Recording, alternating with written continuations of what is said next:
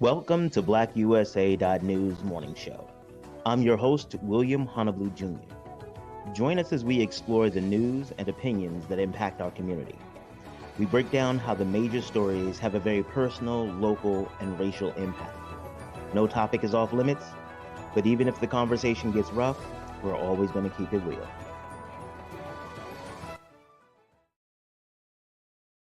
Greetings and salutations, all my friends out there in internet land. I am William Honolulu Jr., and I have the privilege and honor of serving as the host of the Black USA News Morning Show. Welcome, welcome, welcome to another Titillating Tuesday. Y'all know how I love the titillatingness of the Tuesday. It sounds like y'all can't hear me. Give me a second, make sure my audio situation is taken care of. Testing, can you hear me? Can you? How about now? Can you hear me? Can you hear me, Stacey? Just want to make sure. Can you hear me? Well, I don't know what's going on right now.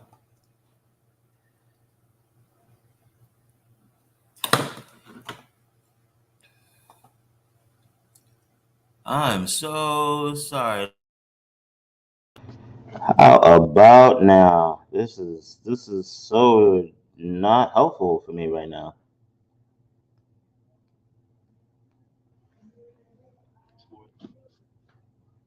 Give me a second. I'm trying to catch up.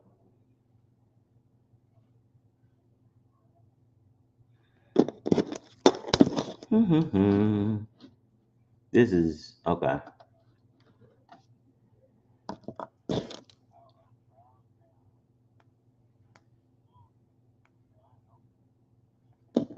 All right. I don't know what's going on with the video or the. I think the audio is okay now. Okay. Yeah. Sounds like the audio is okay, but the video is weird.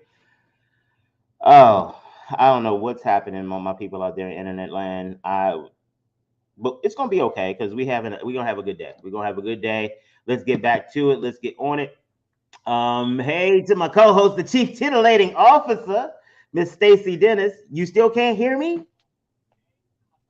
Oh, you know what? It's Stacey. Stacey can't hear me. Okay. I don't know why Stacey can't hear me. Okay, so well while Stacey puts together her audio stuff together, I'm gonna go ahead and get back to the show. We already in. Things is all discombobulated. Uh, this is Titillating Tuesday, and you know I love Titillating Tuesday. As you saw, our chief titillating officer is having some technical difficulties. We're going to keep it pushing until we can get those resolved. Today, we will be talking about commercial sex work and the implication.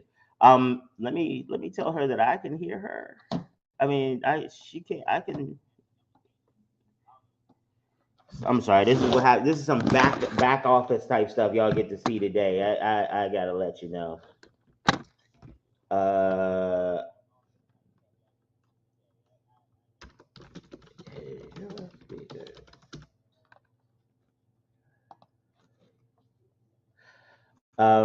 All right. So let's see what else is happening today. Blah blah blah blah blah blah. I'm all thrown off. Oh, got to make sure that you all have enough information to make good choices, not academically, but politically. As you all know, for those of you all in Maryland, we are in the middle of the primary election right now. The polls opened last Thursday for early voting. They're open 7 a.m. to 8 p.m. And I've been out there. The lines are so short. It is really important that you go out there and you vote and you make sure that your voice is heard. And we'll talk a little bit more in the coming shows about what else we need to do instead of not just voting, but making sure that we have the information necessary to make good decisions. Because some of these people who are out here running for stuff, they are crazy. They are like, and I don't mince any words with that. They are absolutely crazy. And so you need to know who's out there, what they stand for. I'm sharing now our election coverage link. So this is the link for all the election coverage that we have. You can go there. You'll see what we're doing. You'll see how the candidates that we've interviewed, any updates from the state or whatever. You'll find them all there, and you can stay informed. That is absolutely important. Let me say something, Stacey. All right, my chief titillating officer. I see her there. I'm not sure if she can hear me. Let's see. I'm gonna send her a message on the screen.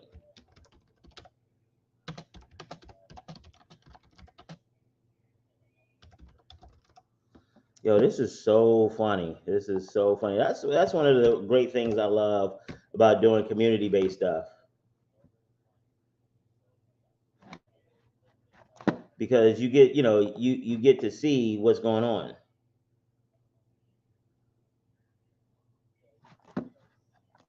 Yeah, it is.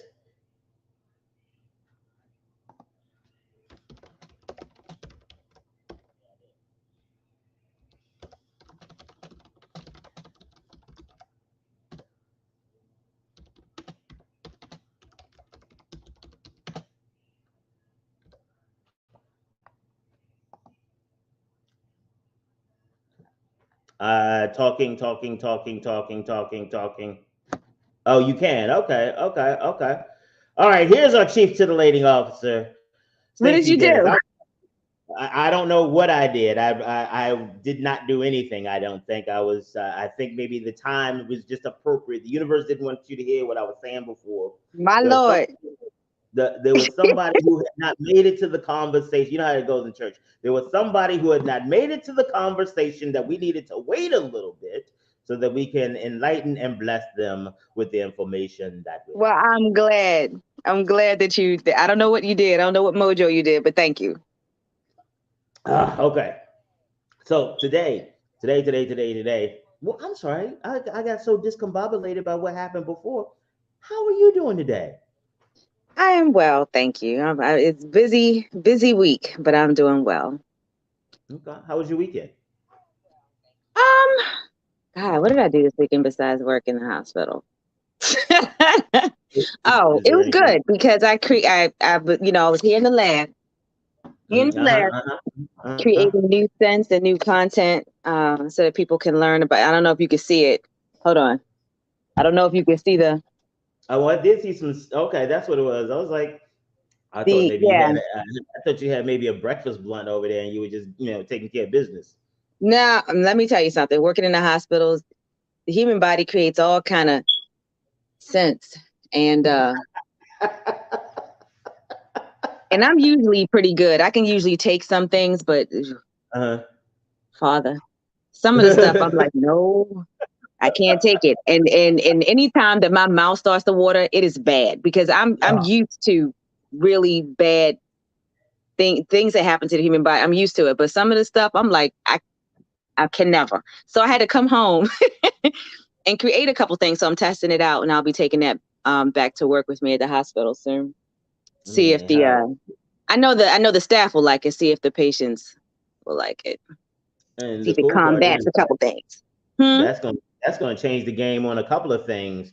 Because I know you got that'll be testimony. That'll be the testimony you got on your products. It's like I work in a place where the inside sometimes come to the outside, Lord, and the urban mystic Urban Mystic apothecary. Apothecary. They, I know it's a mouthful.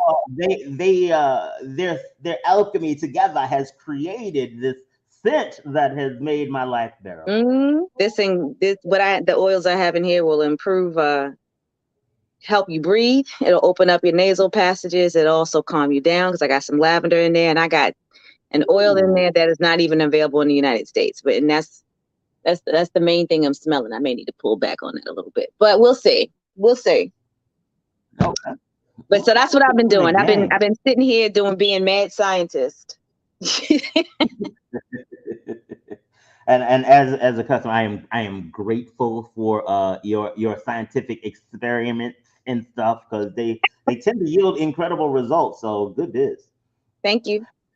Oh, speaking of which, I do need to come through and get some stuff because it has been a while. See, because since the pandemic had hit, what I had thought was that I don't go nowhere anyway. And plus everybody wearing masks. You don't need to smell me. You don't need to smell me because if you smell me, I might be able to catch your COVID. So I was all in my head, but now, Well, actually, a few of my clients have like respiratory issues. I have a cousin who has a bit of a deviated septum, and until she gets that surgically fixed, the oils I have help her breathe. And so, but if you go in her house, I swear you'll come out being able to smell the squirrel in the tree next door. she keeps it open, yo. All that stuff is open. You like, huh? So it helps in that matter. It's okay. All right. Well, you and I can sit around and kick it all day, but we here to talk about a particular thing today. What's on the menu today? Today we are going to be talking about commercial sex work. And so one of the things that and I try to, again, I don't keep it 100 with y'all, but I'll at least try to keep it 85. And be clear about what my position is, because I don't want there to be any mistake down the road. I abhor and will advocate and fight against human sex trafficking. Actually, any types of human trafficking. Exactly. What we're talking about today is not human trafficking. Mm-mm. In human trafficking, there is this level of coercion, of deception, of exploitation. We are not talking about that. So I don't want none of y'all coming back through and like, y'all okay with human trafficking? Don't do that. Because I will take this clip right here, and show it back to you. So that's the thing. I am an advocate and a proponent of people having the right to consensually engage in sex for money. Now, I am also not naive enough to not understand that sometimes the consensual sex work can become sex trafficking. And so that is a separate issue. And to that end, those of you all who believe that slippery slope argument about about sex trafficking, and it conflates it with sex trafficking and conflates it with sex work. The difference in coercion is the difference between working at Amazon and being kidnapped and forcing to be working at Amazon. And when I say working at Amazon, I'm talking about in their warehouses, because I have not heard great things from anyone who has ever worked there. And so that is a place you can work, but you have a choice. And some of us, the reality is, the choice we have may not really feel like a choice. When the choice is going to work at Amazon or getting kicked out on the street, or your kids going hungry, it doesn't feel like a choice, but there is this element of choice there. Again, please make sure that as we're having this conversation, that we keep understanding the difference between sex trafficking and sex work, and also understand that unlike the pro-life or anti-abortion advocates, we don't want to just think about getting it legal and then moving on. We also want to make sure that as it becomes legal, there's infrastructure in place. They have the right to organize. They have the right to have conversations. Exactly. and reducing the stigma so they can have access to all of these things. And so I just want to put that out there, because I know I'm gonna have fun with this conversation, and because it's something I'm very passionate about. Not necessarily doing sex work, but like advocating for sex work. Is like, even if I'm not using it, I want to make sure that other people can, and if I want to in the future, it's available to me. I might not keep it 100, but I'm gonna keep it 85 for you. So I just wanted to put that kind of disclaimer and context out there on the conversation. All right, I'm gonna turn it all the way over to the chief titillating officer, because she's the one with the expertise, experience. Oh wait, I'm not trying to suggest that you've done commercial sex work. I am suggesting that you have studied, and from a public health perspective, have the information. Actually, if you don't mind, I'd like to start this conversation off, if you could, the same way we started the last one out, from the context of the public health implication for commercial sex, not necessarily sex trafficking, but for commercial sex work, the public health side. So I can only speak from my experience here in as a part of Baltimore City's STD program. And we had a lot of commercial sex workers come through finally, because a lot of them just didn't until the problem got so bad that they had to seek medical attention. Um, they came in late because it was a sense of shame for them as to how they caught their disease. And chlamydia, which is terrible, chlamydia can cause reproductive issues in women. And because the symptoms of chlamydia are not really, sometimes they're just not really evident, you think of it as something else. Oh, I just have some discharge. Okay. And just have a little bit of burning. It's probably, I probably stretched out the skin or something. Like, oh, okay. How long have you had this burning? A couple months. Does your stomach hurt now? And now you have pelvic inflammatory disease, where the infection has left the vagina and has progressed up into the woman's uterus, fallopian tubes, and now she may have issues reproducing when she wants to. There's a treatment for it, but only if you catch it early. You could have gonorrhea, which, as a medical community, we're having problems fighting because the bug keeps changing and the bug keeps mutating, making our current remedies ineffective, or as ineffective as they once were. You could have HIV and syphilis. And all of this is reportable to the health department. So every state in the union take reports on HIV, chlamydia, gonorrhea, syphilis. And sometimes when you have a commercial sex worker, they won't come in or they won't talk to you. Or if you do know that they're a commercial sex worker, you may not be able to find them. So legalizing prostitution will give them a certain type of protection. They're now a business. Their body is now a business, and they have to protect their business. And so when they come in, they're coming in for checkups because they want to protect their business. You know what I mean? They want to make sure their business is the best that it can possibly be, because this is their product. So it is healthy. They get places where prostitution is legal gets checked up all the time, and there's no shame in it. And I'm sure when we come to it, William will be able to better talk about the legal protections for women who engage in this. And honestly, whenever I had a commercial sex worker, whenever I was like, so, this is a hit to your product. You're going to be out of commission for the next week as you heal, as you take this medication. She's like, yeah. I said, so do you do any marketing? I mean, what's the going rate for your services? She was like, I was like, no, seriously. Yeah. I'm so extremely serious. What's the going rate for your services? Is it higher or lower than what is charged? I mean, is this by time or is this by effort? I mean, do you charge by the hour, half hour, or do you charge by result? I mean, you don't stop until they get off. I need to know these things, because if you're going to do it, be the best at it, is all I'm saying. Not just like the best at it in general, not just to be like, oh, I am dun dun dun, dun. But also, as you understand the product, as you understand the business model, you could actually take precautions to protect yourself and have that built in your business system. Not just a situation where like, oh, we'll see what happens. Like, no. I have a plan. I have a routine. It also makes, in general, business easier.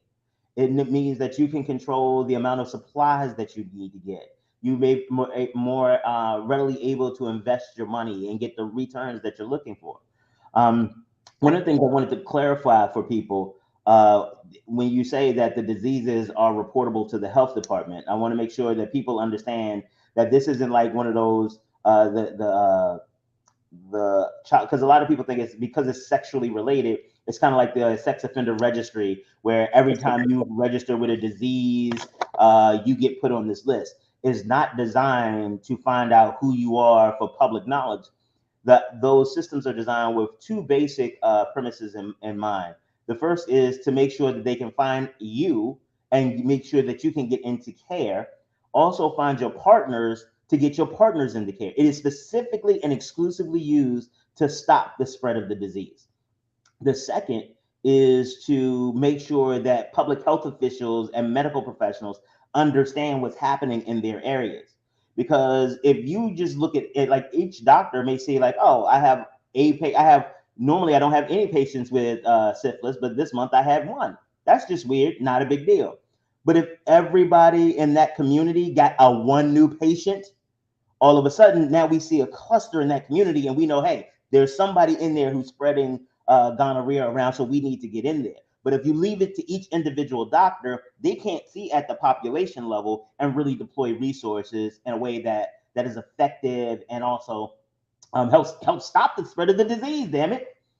Exactly. Thank you very much for explaining that. That is exactly public health in a nutshell.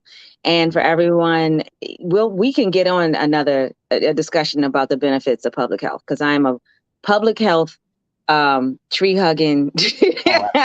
I am absolutely all in for public health. But that is exactly the point. The point is that your doctor just sees his patients. He does not see the community. And I'll give you a perfect example. There was a whole bunch of gonorrhea and chlamydia being spread around the under 16 crew. And then when public health got involved and interviewed all these young people with gonorrhea and chlamydia, we realized they were from parochial schools. And I was like, and in particular, one particular parochial school here in Baltimore. And then from that parochial school, you saw certain branches, but for the main core of people, they were from a certain parochial school. And so when we interviewed them, and we were like, why are y'all all coming from this Catholic school? What's going on? What's going on is how they were taught, because all of their symptoms were either in the anus or they were in the mouth. And so when you ask them if they were still a virgin, they would say, yeah, Absolutely. I'm still a virgin, but your mouth isn't. Your mouth isn't, and your back end isn't. Your anus isn't. It's got gonorrhea in both places, but I'm still a virgin. But this Got again it. kind of goes back to some recurring theme on the show, is the fact that our lack of communication about sex, even in the context of commercial sex work, means that the natural thing that people will be doing, they will be doing it in a way that leaves them at greater risk. Exactly. And I was like, do you understand that you have a communicable sexually transmitted disease? And she was like, no, I didn't have sex. Who is teaching you? Never mind, I know who is teaching you. So that's the point of public health, is that we can make these connections and hopefully change some of the communication about how these diseases and infections are spread. That's my purpose. Anyway, that was how I encountered a large portion of West Baltimore's commercial sex workers. And they were all fantastic women. A lot of them had college degrees. Whoa. Sorry. I want to make sure that everybody sees the transition you made. So what happened is you were talking about your experience in West Baltimore and how you met commercial sex workers. We took an epilogue, and then you started talking about syphilis and gonorrhea at the school. And now we're going back to the commercial sex worker, because it sounded like, in addition to the gonorrhea and syphilis you found there was also this burgeoning bustle of commercial sex workers in West Baltimore. I just wanted to make sure, because I was with you. I just wanted to make sure that everybody's not looking at schools in Baltimore like, wait a minute, which one is this one? Because then you're gonna have all the because I saw that going the wrong way, baby. Thank you for correcting me. That is the wrong type of titillating, my lady. Thank you very much. Well, your show notes are on point today. Go ahead. All right. Okay. So going back to the commercial sex workers, you were able to find them. And one of the things I want to highlight to people, because I missed the opportunity to highlight. I was looking back at the show and I wanted to say it. I wish I had said it, but now I'm gonna do it. I'm gonna do it right now. One of the things the reason that you were able to have the impact with them is because you treated them like human beings. That was especially in this type of industry, because it's illegal. People treat you like you have no power. That's one of the things that is important in that relationship. What you did is you treated them not like they were special or they were different or they needed to be protected. You treated them like a person. And when you understand that, but I've worked in public health. I have seen people reduce the statistics on a spreadsheet. I have seen them be reduced to the name of the intervention or the name of their disease. Like they are not people, and all I care about is addressing your HIV issues, or addressing your cancer issues, and not realizing that you're a person. And I just want to highlight it because I did not do it the last time. Highlight how important that is, not just in public health, not just professionally, but that is how, understanding how people are people. That is how we transform communities. And so I just wanted to shout you out for that, because that is how you develop the relationship with marginalized people. You don't just come in and tell them what you need to do. You treat them as people.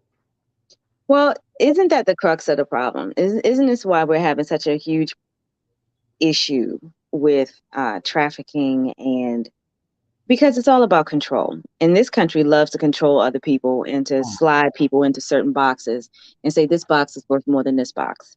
Don't you want to be in this box? Because the people in that box are trash. And that is the crux of our problem. Like I said last week, if I open the doors to my house and let every Tom, Dick, and Harry come in and get a piece, the government would have no problem with it. The second someone leaves $1 for me for that effort, then it's an issue. You don't care about the fact that I had 20 men in this house and I made them all scream for their mama. You don't care about none of that. You don't care about none of that. You care if they leave me $1. Screw you. This is a terrible way we are in this country. You don't even care. You're okay with an 18-year-old marrying a 75-year-old man. You know why, but it's the same thing. You don't care about it because it's completely legal. No, it's not. It's because they get their money. What you're talking about in this, and I love the fact that you are hitting on the kind of what we keep talking about, the commodification of bodies. And this is, you created a great example, because the same thing happens when if I make cookies and just walk around handing out cookies, so long as those cookies aren't poison, nobody's going to say anything to me. They're just going to be like, I mean, okay. But as soon as I charge $1, you're absolutely right. It is this idea that everything has to be monetized. And if it does have money, the government's like, well, if I wasn't here, you wouldn't even be able to do that. So if you don't want anything to happen to your body, maybe you should listen to us a little bit more, or give us our cut of the money. They don't even care about that. It is a form of control rooted in patriarchy. And in preparation for this, I found this fantastic 2019 article written by Anna Marie Forestier from the Harvard Civil Rights, Civil Liberties Law Review. And it is a fantastic article. I'll leave William the link so you can read it on your own, but she makes every point I wanted to say about it. And she says, and I quote, "The underlying reason that people are uncomfortable listening to sex workers about legalizing prostitution has nothing to do with the concern for the health and safety of women." Let's just be clear. You don't care about the health and safety of women. The recent SCOTUS ruling proves that you don't care about the health and safety of women. If that were the genuine concern, prostitution would be legal in the United States by now. The underlying reason people disagree with legalizing prostitution is that prostitution is viewed as amoral because it involves mostly women selling their bodies for financial gain. However, telling women what they can and cannot do with their bodies does not come from a place of morality. It comes from a place of control. Yes. I was sitting here, I almost threw my shoe at my own laptop. I was like, yes, ma'am. She completely killed it. And is this her thing in the is this her thing in the LA Times? Probably October 1st, 2019. This is January 18th. This is January 18th, 2021. I'll see if I can find it, because that sounds wonderful. I would love I'll post the link. She is completely right. And she goes on to say that people, especially women, sell their bodies for financial gain in a legalized fashion on a daily basis. Pornography is legal, and so is exotic dancing. It is common for people to have sexual relationships with richer partners so as to benefit from their wealth, whether this is through seeking out wealthy life partners or through the less formal but increasingly prevalent phenomenon known as sugar dating. Okay, it is also common for people to remain in unhappy relationships because they do not want to lose the financial stability or spend money on a divorce. It's the same thing. It's the same thing. But I think it kind of also goes back to one of the things that we talked about before with this whole the to your point about patriarchy. It is it's one thing for you to go ahead and sell something that belongs to you. But if you're selling something that it's kind of like letting somebody else wear your underwear. It's like, well, that's mine and that's intimate, and that's how I feel about it. Versus somebody wearing your jacket. It's like the more I think you belong to me, the less likely I am going to, or in it, the more intimate our relationships, the less likely I am going to want to be to share it. And it comes back to this idea of your mind, the control aspect of all parts of your body. And I think that mindset, that again, that continuing into the whole you are mine, like where are you going with yours? I think that also leads to the fear that you might, if you realize how much it cost, now all of a sudden our dates take on a new flavor. So you're like, okay, I could be with another dude right now and making $150. I am with you. I need you to get your conversation game up so that this is worth the alternative that I have.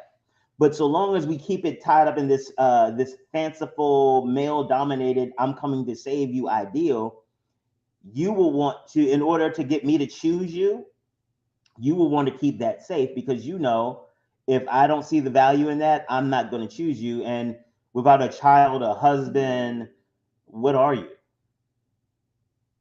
It's yeah. And don't get me started on patriarchy. I'll just be sitting here ranting. And You know, Stacey's inner. I'm getting you started on patriarchy. That's when you get the most titillated. No, don't do it. Don't do it. I want to focus on these women because I'm an absolute, and I wish I had the guest that I wanted to have today, but she's got a full Monday through Friday. And hopefully we can get her to come and maybe make a special segment so we can have her talk about it. But she wants to help these women. It is your body. No matter what the SCOTUS says, screw them. It is your body. And this actually legalizing prostitution does give them a sense of protection. Because women... I was saying not just a sense, it makes them eligible for actual protection. Exactly. Women who get beaten up by their Johns don't go to the police. Because then you have to tell the police why you were with this guy. And because it's illegal, they'll happily arrest you. And the guy be like, oh, we can't find him. You know what I mean? If you make prostitution legal, they're more likely to come to you. They're more likely to report assaults because now you've damaged my product. Right. And it's illegal. And it kind of, to your point on the legal aspects of it, I have, and I know people have seen this on TV, but this actually happens in real life, where if you have a woman who is a sex worker and doesn't want to cooperate with the police in another investigation, even if she's a sex trafficking victim, they will arrest her and use the levers of government against her to get the other guy. And in some cases, they still don't get the other guy, but now this person, this woman or man, because there's a lot of commercial sex work done by men, because a lot of times we focus on women, but we have a lot of trans men who are commercial sex workers. You have a lot of trans women who are commercial sex workers, and trans women are some of the most vulnerable because they are among the least in the criminal justice system, because they are everyone that they are the toss away in for every other group. They are the people who, the cis heteros, they're the toss away for them. LGBT people who don't necessarily appreciate trans, they're the toss out for them. Particularly trans people of color, they're the Trans people toss of color. Thank you. and many of them are survivors. Not many of them. Many of them that I've talked to are survivors of sexual abuse, and so all they are the marginal, the most and by the way, we have been very clear, especially men, trans people who transition from male to female, because especially ones of color, because you have now adopted not just the trans identity, you have the Black identity, the woman identity, and the confused people of what are you a woman, and all of that in that one space, and it leads to many of them ending up. Some of them start as commercial sex workers, Yeah. and So you're Black, now you're a woman, and you probably don't have the financial resources to protect yourself. and so when you throw all of that, because and again, I'm thinking particularly of a Black trans woman that I know, had a rough life. So rough life is bad by itself, but it was difficult for her to get a job because people were not accepting of, like, and I think the big thing, somebody talked about how you don't even try, you have facial hair, like you're not even trying to look like a woman, because what they wanted was, I have an idea of what a woman should be, and if you want to claim that, you need to fit my ideal. And Exactly. so, and was having, and this, I'm not talking about like jobs where you show up in, like, suits and stuff. I'm talking about mopping floors and things like that. And so she started with sex work, and really had not the protection. Like, she couldn't go to the police because if they paid attention, because she tried once. Well, what are you out here doing this for? Blah blah blah, like that kind of thing. Exactly. You end up in a place where you don't have any protection. Then once you know you can go to the police and they won't do anything, then why would you ever try And again? why would you go back again? Exactly.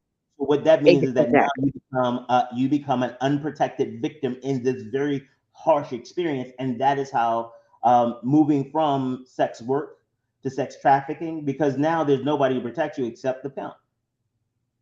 At least now that Exactly. you can't get the people in blue, but you can get the nigga in purple to come and protect you. Oh, Exactly. I got it. That was fire. Oh my God, I love that. Oh my God, I love that. I got to write that down. You know, when slick pimp named slick back. Anyway, the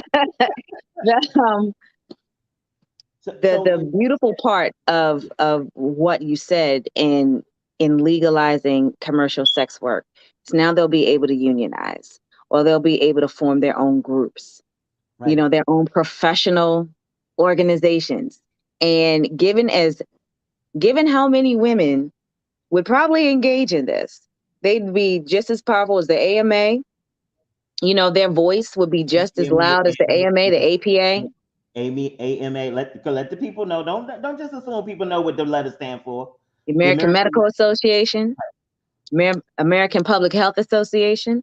They will be a voice in all of those arenas now because they have organized and unionized, and they vote. And the other You part think too. they don't? They vote. Oh, absolutely. Well, let me take the people who do vote. The issues are just like everybody else's. They don't vote, especially if you believe and you have experienced that judges ain't on your side, prosecutors ain't on your side, police ain't on your side, the social services places ain't on your side, the hospitals ain't on your side. What is my vote actually doing? Like, you have not been able to show me in any measurable fashion. The best case scenario is that you can do this whole, at least it's not worse. Because if they get involved, if they get in control, then they're going to come and get all of you. I don't have to do anything for you. I just need to make sure you understand that I'm protecting you from whatever they're going to do.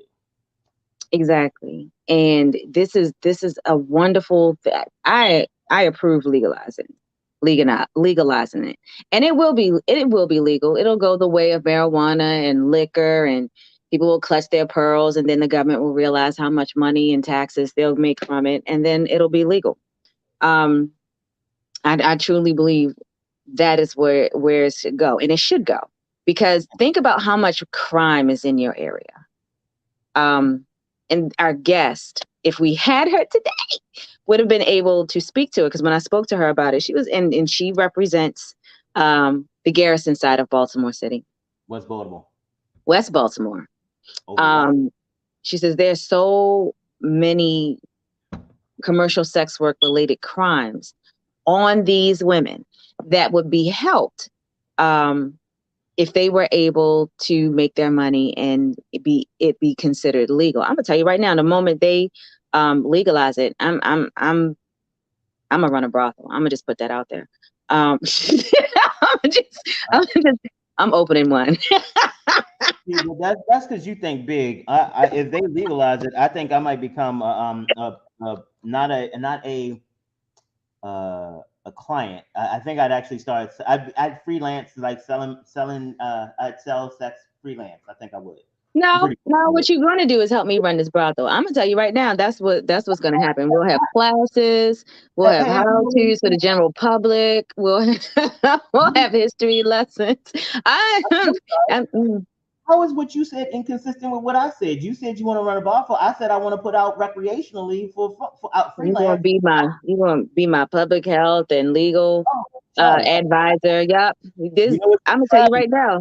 The moment they say it's legal in Baltimore, are you really? And I'm quite sure that the viewer's mind will go to it'll be a bunch of women. It won't. It'll be male.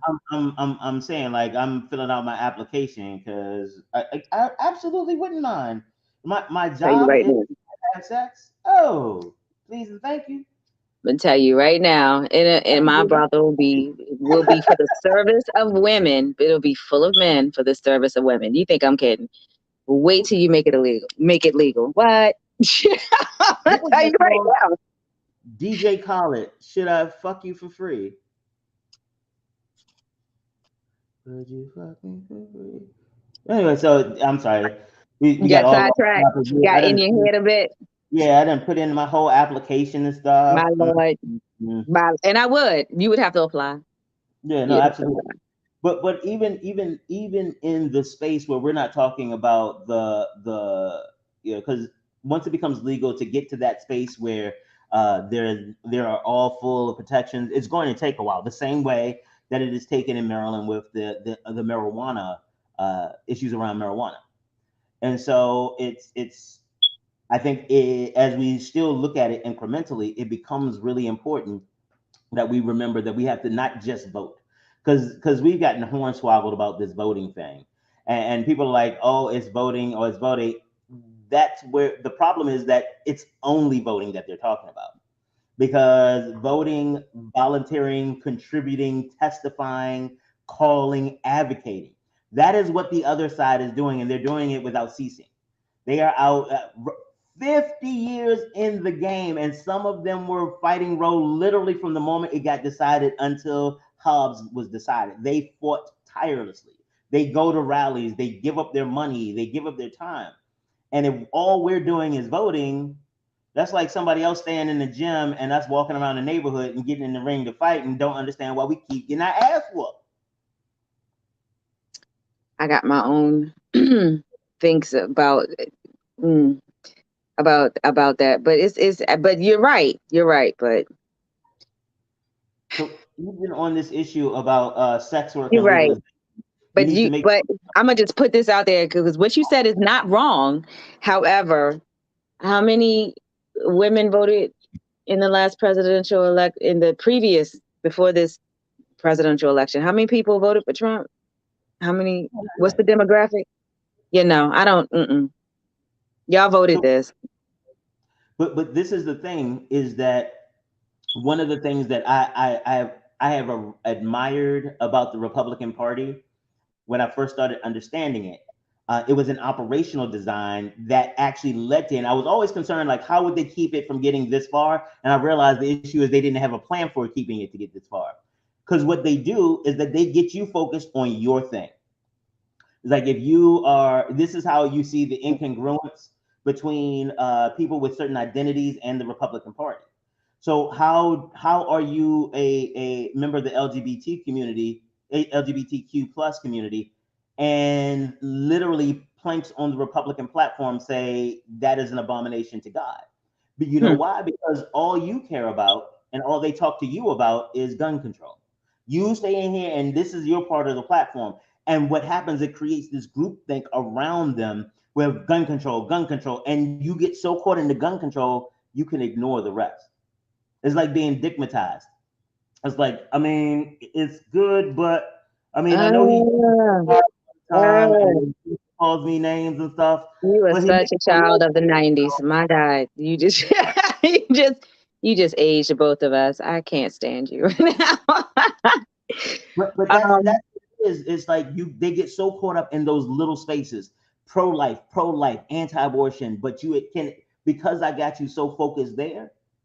You're working tirelessly there because I am feeding whatever need that you have in one space, and I get you to ignore all the rest of it. Unfortunately, we try yeah, to look at the whole thing, and we get divided amongst. Well, I don't bang with you on this, and this. They don't have those problems negotiating. it just makes me itch. The whole it just makes me itch. Um, I want to go back to not only what you said about them organizing so that they can influence the vote and the conversation on it, because I think that's absolutely an absolutely fantastic entrance for them, is to understand that not everybody prays to your God. So I'm gonna need you to keep your God off of my body. And that's a thing. I'm not Christian. I don't want your Bible affecting me. And just so people know, I'm not Muslim either. And so I don't want your Quran affecting me. If Got if if you do not based on religious reasons approve of prostitution, please don't do it, because I don't want you to get in trouble with your God either. Okay. absolutely.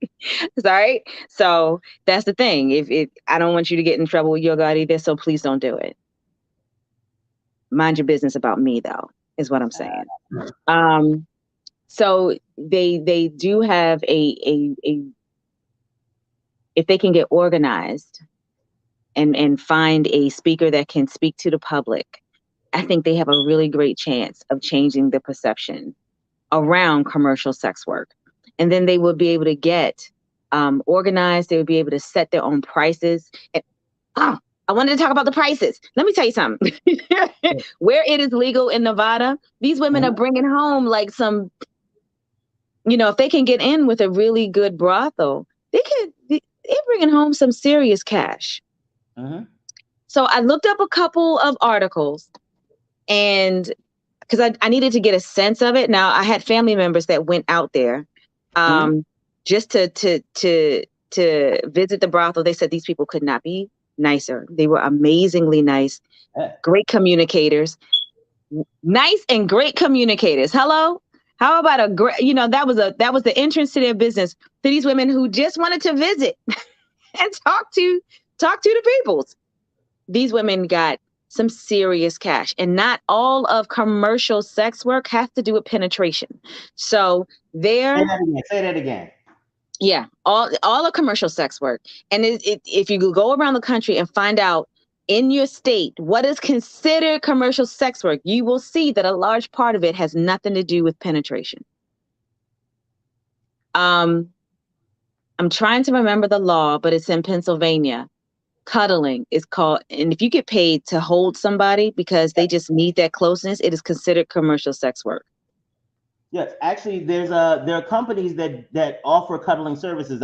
I tried to get a job at one; they wouldn't hire me. But I would. Hello, all I gotta do is hold you, and it's $150. They Give me wouldn't that for a hire second. me. I was very disappointed that they wouldn't hire me. Cuddling is considered commercial sex work, and so if you get caught exchanging money for hugging somebody, you can be arrested for prostitution. Y'all do too much.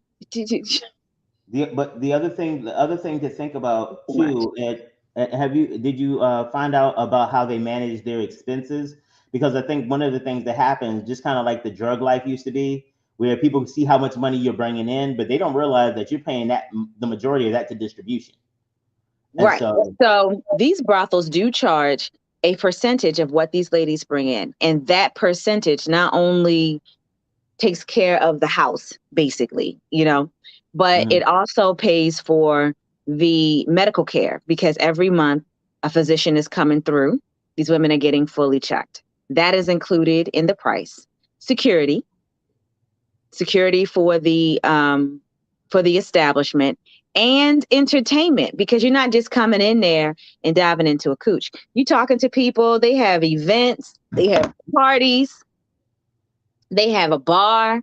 And so if you just want to come and visit the brothel and just be around a bunch of attractive people and just talk, not even go into a room, there is a thing for that. Because you have a whole bunch of people paying you attention. And I say people because some of the brothels have males and some of them have females. And whatever it is that you like, maybe you just wanted someone to talk to. Remember last week when I told you, this lady got paid $2,000 to hold a dude at night, and just so he could tell her about his month. He comes every month. $2,000. And she's like, hey, how you doing? Come on, and there's no sex. She gets paid too large to hold this man so he can gab about his day. That fulfilled the need for him.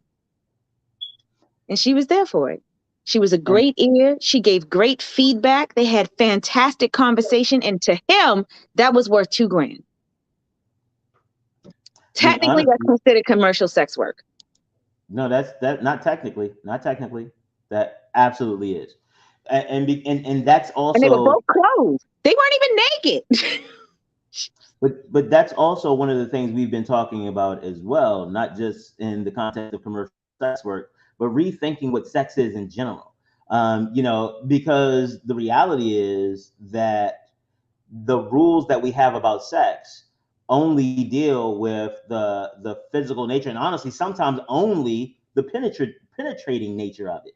I know that it would be difficult in earlier times, and especially in Maryland, if there was no penetration to claim adultery. Like if there was just rubbing or even kissing or whatever, it's like that might be bad, but would it rise to the level of legal adultery? There have been times throughout Maryland when the answer to that for men was no, and for women was like, "Oh my God, you slut!" But that is our ongoing conversation about the dichotomy and disparities between the way genders are engaged. But the reality is that it comes back to power. It comes back to I need you never to understand how valuable you are, because at the point you understand how valuable you are, you will actually make it difficult for me to exploit you. Exactly. Oh my God, William, that was it. That was it. I'm gonna have to write that down. Dang it, you. Yeah, but so one of the reasons that I am interested in this, do we have enough? We got a couple minutes. I'm gonna tell y'all a little bit about pimping in the corporate world, because I think this is probably the most apropos time to bring it up. So I have this theory. When you go and you look at say Walmart or let's say Amazon, because the reports have come out about how bad it is to work there. Amazon will bring out lawyers, social scientists, and other people to tell you, and they will have some employees who are happy, who will come out and say it's not that bad, blah blah blah. You do not have that happen in sex work. There is no association of sex workers who have a large. Hell, the NRA literally held a convention in the same state after the Uvalde murders. Yeah, and because they have that power, it's legal. They can get away with that. But there is no association for commercial sex workers or pimps. Pimps don't get like the association of pimps. Now we may joke about the players ball, but that is not a policy group. That is not people who are out there trying to give the best. Describe the best about the pimp lifestyle. So what that means is that in America, looking at commercial sex work, especially the relationship between pimps and prostitutes, is the clearest and cleanest examination of American capitalism, because there's nobody else out there trying to make it look better. And what you realize is that and this is why I don't have I don't find any difficulty with commercial sex work being legal, because the philosophies behind it that we decry about pimping already exist, except they sound better. It sounds better when I talk about, you know, having a daycare center in my company because I understand work-life balance. That sounds so much better than I need to keep this bitch's kids here to make sure she come back with my money. I don't think they're very different, except that one person is college educated and understands how he needs to say it to make it socially appropriate, and the other one is just being truthful about it. There is no need to make it sound better because it is what it is, and everybody here knows that. But in the corporate parlance, it is, you know, work-life balance. It is, you know, caring corporate citizens. And I'm gonna tell you what: if you think, well, I ain't gonna let nobody hit me at work, what do you think a negative review is? Because I know a negative review will last in your file will last longer than a black eye. The commercial violence is there. It's just that we feel better about it when we take the morality, like you said from the beginning, when we take the morality of sex out of it, it don't look that different. Well, the morality, because it all comes back to control. It's control. It's absolute control. And in this case, I want the control to return to the woman. This is her body. This is how she chooses to make her money. And how she chooses to make her money is technically done by every one of these moral people. They just call it something different. This old man likes you when you come and pick up his trash and you talk to him and he slides you $50 just, you know, just to have some money in your pocket. That is exactly what that is. Yeah. Exactly what that is. I'll give you another example. I had a trio. I had an old guy. He was 88. He came into the clinic. He had syphilis. 88. He had syphilis. And I'm not talking about old syphilis he probably caught in World War II or some. He had primary syphilis. Fresh out the box. There's a receipt on it. Yeah, he did. He had primary syphilis on his Jimmy. And so, you know, we had to talk to him and be like, you know, at this point, I'm not getting any dates, but this man has got primary. I'm like, you 88. I was like, and he could walk. He had a little cane with him, but he came into that clinic dressed to the nines. And I'm like, that's how you come for an appointment. So we talked to him and I said, look, you're going to have to bring me your partner so I can treat you and both of you will be fine. He said, okay. So he comes in the next day and he didn't bring a partner. He bought 3. And he walks in. Now he's 88. These girls were no more than 35. And he sits down and he walks in with these 3 girls and he sits down and everyone's looking at him. They got up, gave them the chairs. And they were like, here you go, pimping. I was like, right. And I'm like, what the? I don't have a decent date. This man comes in with 3. I'm offended. No, we gonna see. You keep talking about not having. Okay, we're gonna separate. Yeah, sorry. And so, you know, we get him in the back, only to find out, and we treat them all, only to find out that these women take care of him. I sat there and listened to them before they got called to the back. And then one's like, did you pick up his medicine? Because his medicine is ready at Rite Aid. Yeah, I did. But I'm not going to be there. You know, I got a date on Wednesday and Thursday. You're going to have to come and make his dinner. And he just sitting there and he's do. And she's like, now they are all, you know, stepping to the mic. They giving him a happy ending. However, they clean his house. They pick up his meds. They make sure that he is eating. And so when I got them to the back and I was like, look, this works for y'all.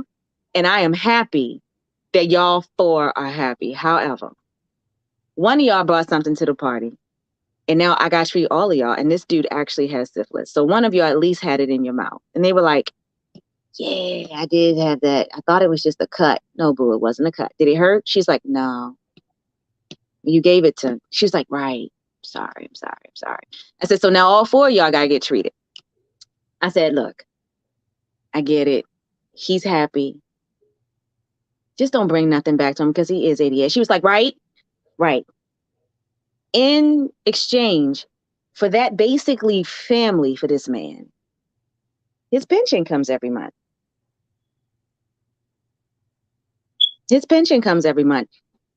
They make sure his bills are paid. Let me tell you something.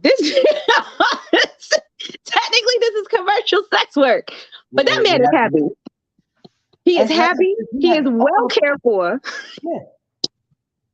You know what? I just looked at the time, and that is going to be the story we end on. Like that solidifies the entire. Actually, you know what? That encapsulates everything that we've been talking about. The fact that this is commercial sex work, but it is honestly, I'm sitting here like I need to give me a pension because that sounds wonderful. Hello? They all got treated and walked out. This is happy, and I was like, and I still don't have a date. Well, maybe you should start some commercial sex work. That's all I'm saying. That's what I'm saying. Oh, we are. You know what? This happens every damn time. We have too much damn fun getting titillated on Tuesdays. Sorry. I'm not. All right, we back here next Tuesday. We're gonna get them more titillated. We are going to do that, and guess what? We will be black next Tuesday.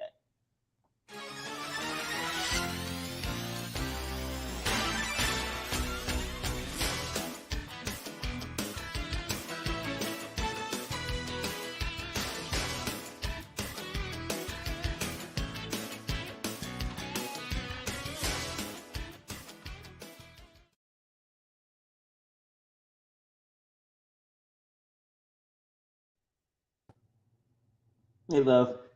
Hi, babe. Awesome as per normal. That's a really good that one show can spawn so many others. That's a really good topic, and I really do hope they get organized. They need to. Yeah. They need to, and I'm so serious. As soon as they make it legal, I'm opening a fucking brothel. In this broadcast, yeah.